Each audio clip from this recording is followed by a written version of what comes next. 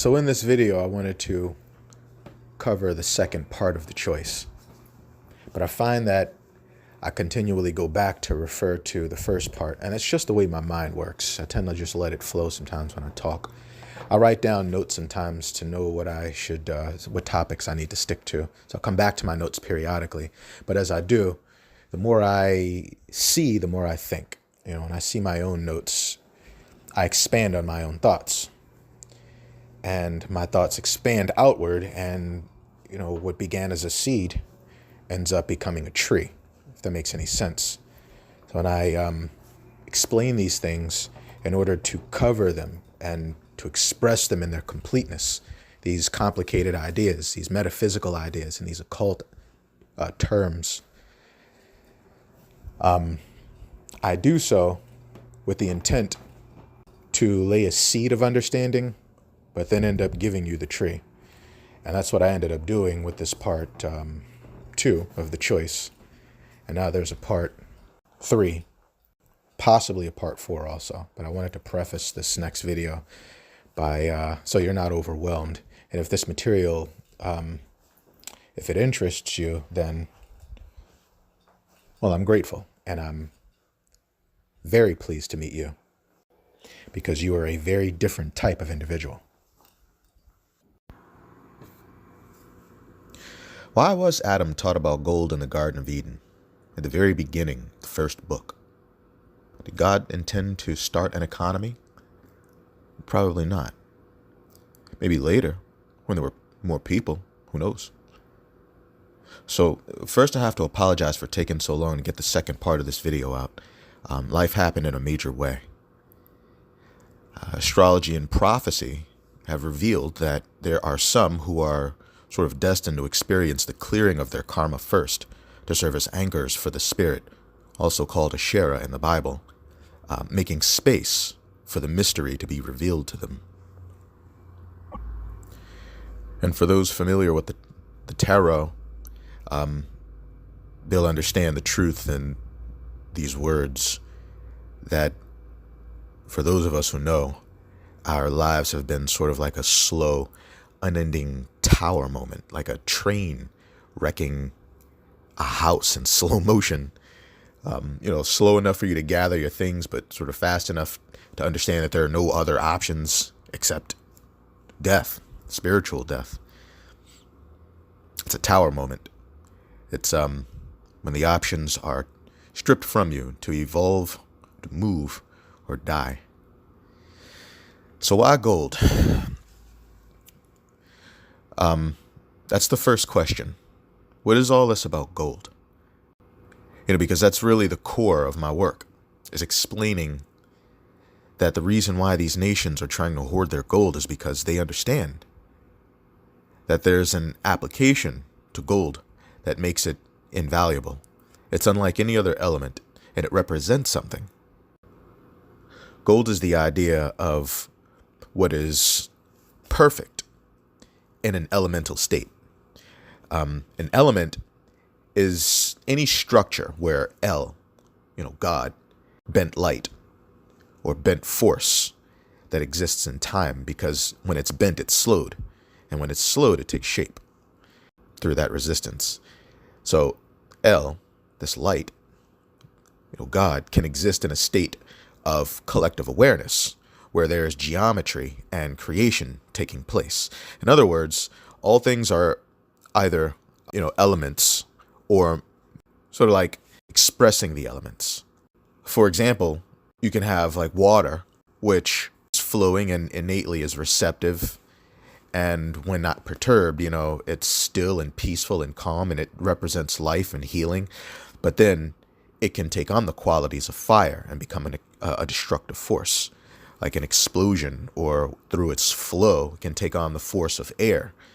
And, flowing with that power, with that pressure, can destroy earth. It can erode rock.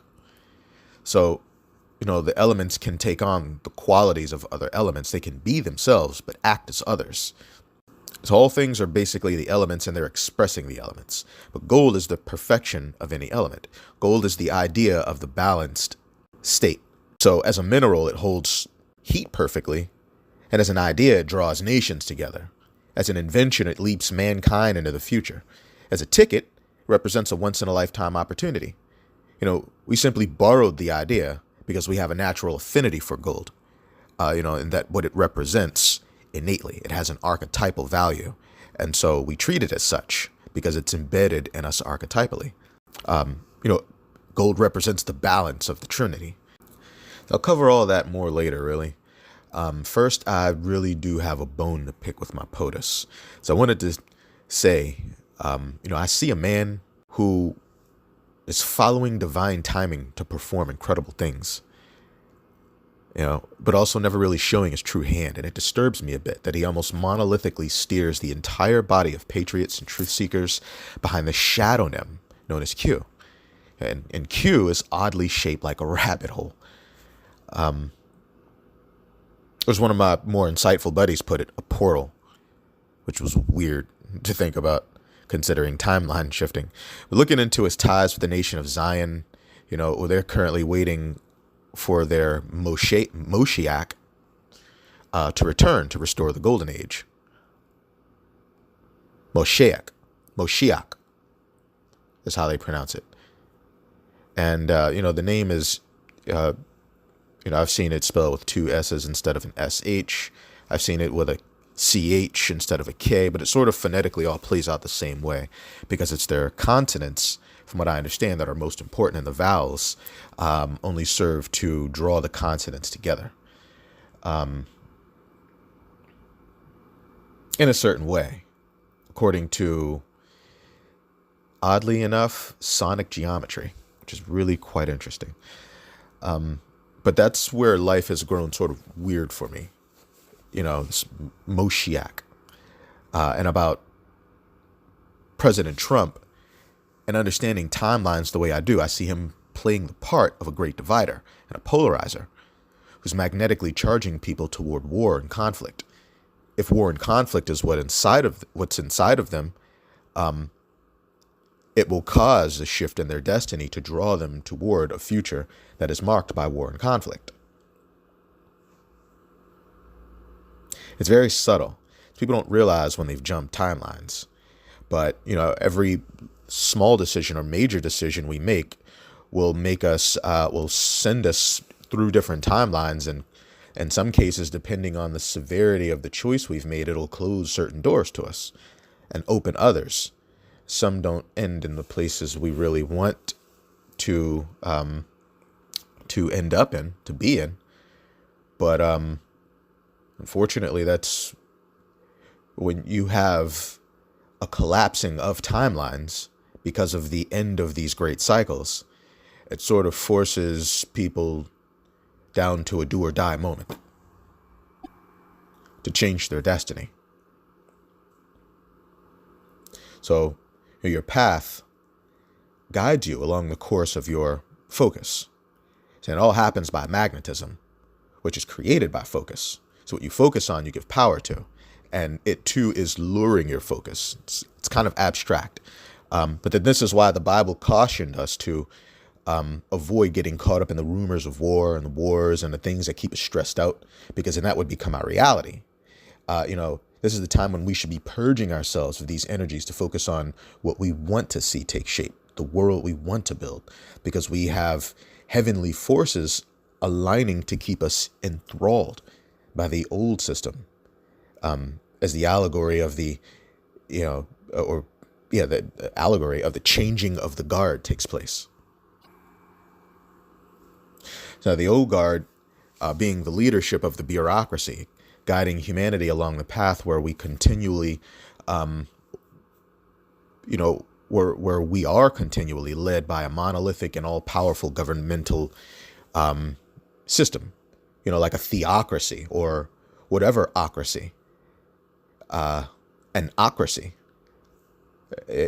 one that provides us with the illusion of choice, but then secretly keeps us divided, polarized, and dependent on party lines, and using the shifting tides of political force to set conditions in their favor, no matter how it damages their enemies. So their love and admiration will be forced or they will pay the price. Those who aren't on the favorable side of God, that is, or the overwhelming force of the Messiah. And these controllers are very good at what they do. What they want is division, and they're achieving it through collectivism. When we identify with a divided collective, we create that reality and maintain it as a projection of our inner state. The power of the old guard is concerned with keeping us fixed on the denial of personal responsibility, relegating that responsibility to a higher authority to command us to what to do, which will conquer the will of others in support of the will we align ourselves with. So it utilizes an aspect of our darker nature called the shadow of authority, which is the dark side of Saturn, called Satan, resistance, creating polarity from the shadow. It's the lure to engage what threatens us by our perspective. Resistance begets heat. And when you get into thermodynamics, you know that a magnetic field tends to strengthen the hotter it gets. So they're counting on you to align yourself with a world of division and supreme corporate military authority, so they can steer you toward the fulfillment of a story that they've been contriving carefully for thousands of years about the apotheosis of mankind. The apotheosis is true, but their version of it is one of many potentials for it to play out through.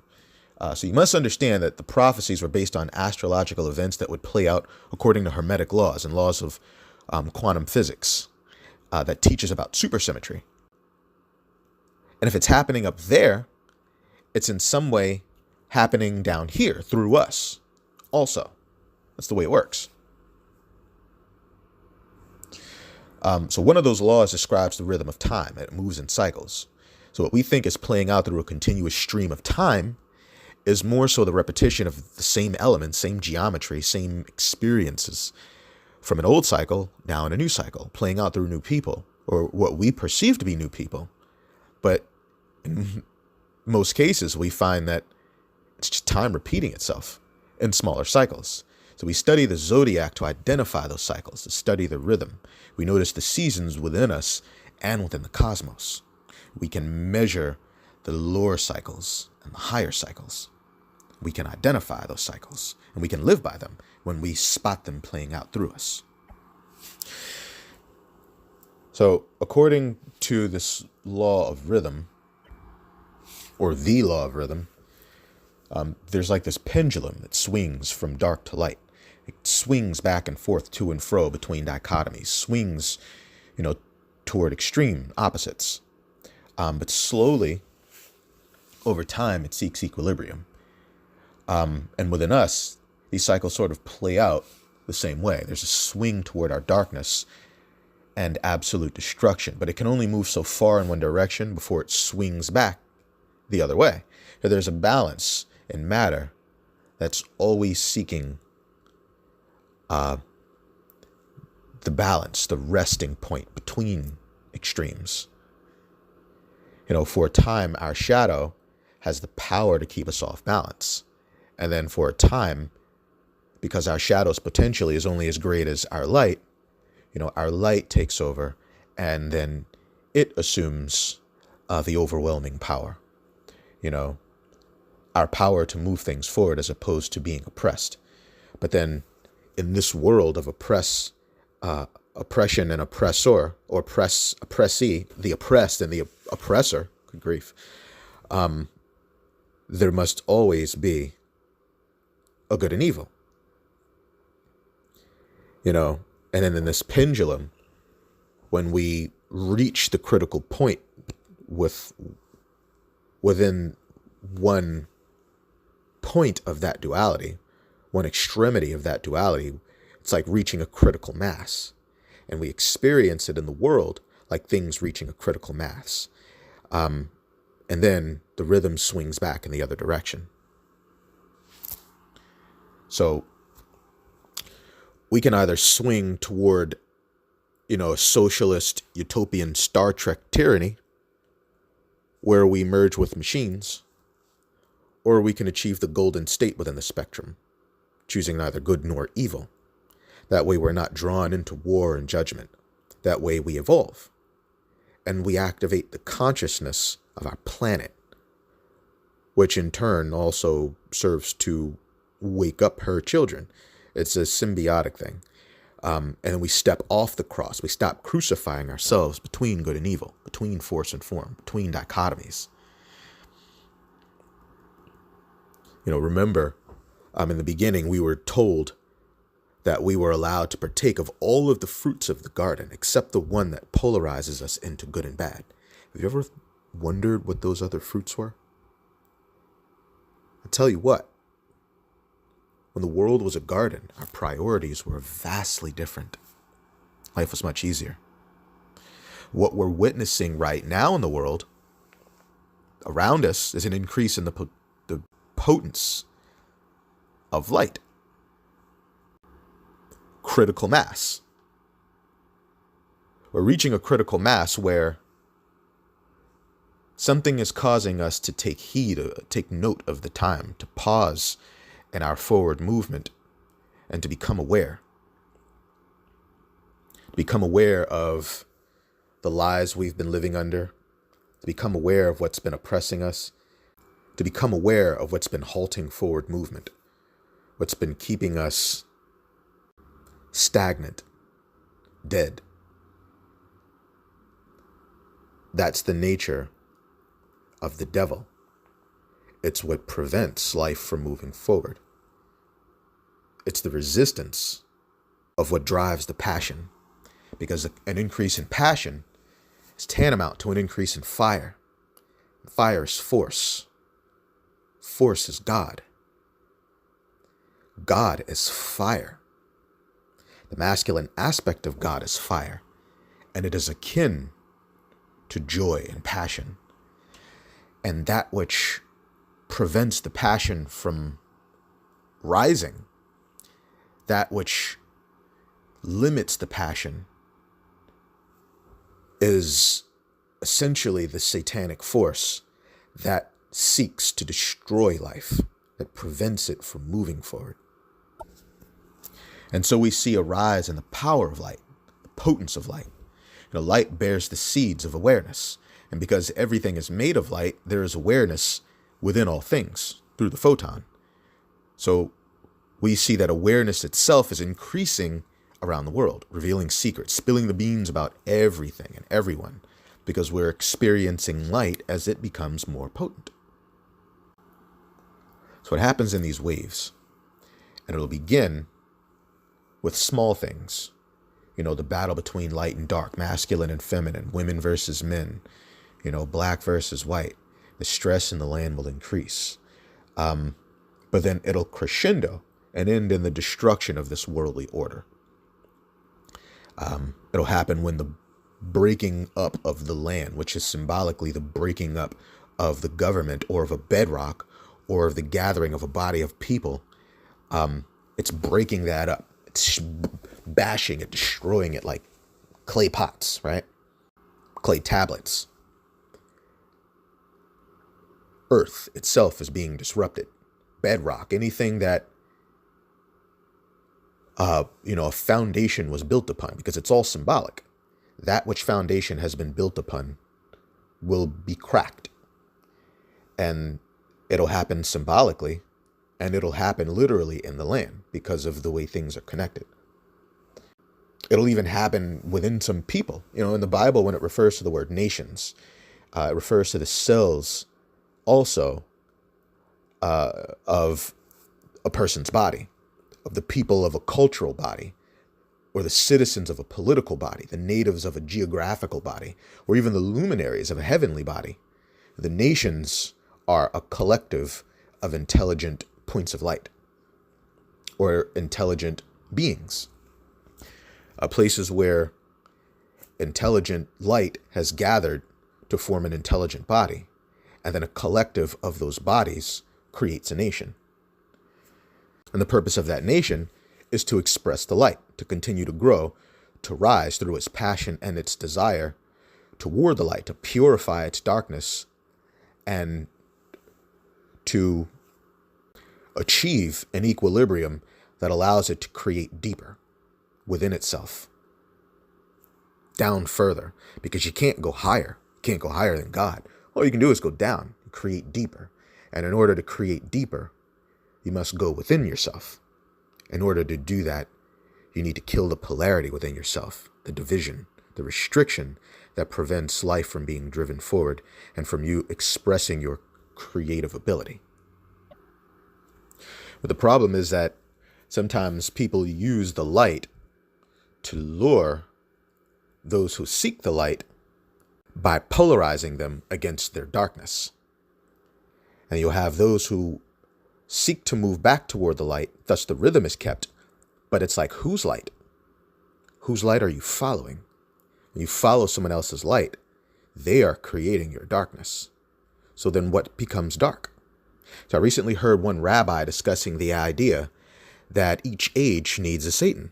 And that's the way it's been literally for the past, every 2,000 years since they started counting, which was what, like 57,070 years ago? What year are we in? 5778 or something, 5779 or 80. Yeah. Roughly 6,000 years ago, they say, we were created, Adam and Eve. If you trace the lineage back, it supposedly puts us back to about 6,000 years. But when you get into solar catastrophe cycles, it sort of makes sense. You have this deluge that happened about 12,000 years ago in an ice age that maybe the ice age played itself out. And then roughly 6,000 years ago, we were able to really start anew, start rebuilding, emerging from caves and whatnot. And some building around megalithic structures, feeling that it tied them to the old ways and the old gods, keeping them tied to the hope that the old gods would return and return us to the old ways, the ways of their legends and their ancestors, the golden age. But to get there, you have to be careful about those who use the light to deceive. They need a Satan every 2,000 years when the Messiah changes. First you have Mithra, or Krishna, and you have Mithra. And, anyone who gets into this material understands pretty early in the beginning through videos like Zeitgeist that the Messiah is not only a character who arrives, his spirit incarnates sometimes through multiple people, because it's God who is correcting the mistakes to guide us along certain paths when we've veered too far. So things will happen through massive synchronicity and play out through people, through a strange geometry that'll sort of put us back on course in order to guide us where we need to go. And those who delve into the mysteries understand this, and they know that this Messianic force isn't something that can be suppressed, because it marks a change in the evolution of consciousness. And that always marks the time around when specific people might arise to help change the momentum of progress and to push it forward in a major way to guide us back on course. And they're essentially the same souls because they represent the same geometry, the same energies. So they arise and take shape in different ways. And through their actions, they play major parts to make things happen for a higher power. And these elite who understand this have attempted to hijack the nature of the Messiah, to give the people a Messiah to control the nations through. So in order to do that, they use the laws of polarity and the laws of darkness and magnetism. And through illusion, they give us the new understanding of darkness by its contrast with the new understanding of what is good. And so the image of the Messiah changes. And then they're clear for another 2,000 years. Yeah, and that's what they do. The illusion of division is maintained well by our political leaders. The man in the office now understands well the use of that power. He represents the old guard, even as the truth community sees the light through him and follow it. It's because the light of their inner selves is divided. And because of inner incompleteness, they are magnetically attracted to what they create in opposition to themselves. Those who maintain a desire to follow the earthly authority of men, guiding them to ultimate victory and conquest, will enslave themselves to it.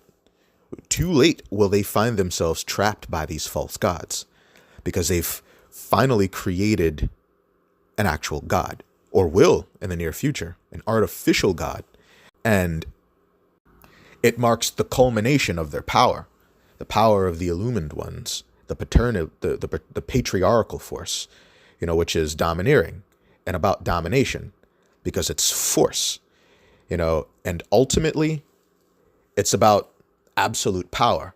But when you have absolute power, there must be something to subjugate with that power. There must be a resistance to justify the force of that power. But those who enslave themselves to this God will only find damnation and eternal enslavement of their soul. And that's why the Messianic state, or the Christos, the cross, the holy cross of force and form, the balanced state, the golden state, represents a state where one is no longer swayed by the forces of good and evil. One transcends them. That said, the intent of this has really been to explain the choices that lie before us individually, because it's likely that those on each end of this diverging path might experience what seems to be the destruction of the other as the gate is closed in the cycle of this great window. And therein lies the strangeness of time shift. Some already understand the curious nature of jumping timelines by the choices we make. It's part of our enlightenment, marked by our increased sensitivity to the increased potence of light. We'll all experience it as a separation of the wheat from the chaff. We'll hear the blasts of trumpets, symbolically or even literally, marking a time of harvest and the arrival of a new world of new possibilities.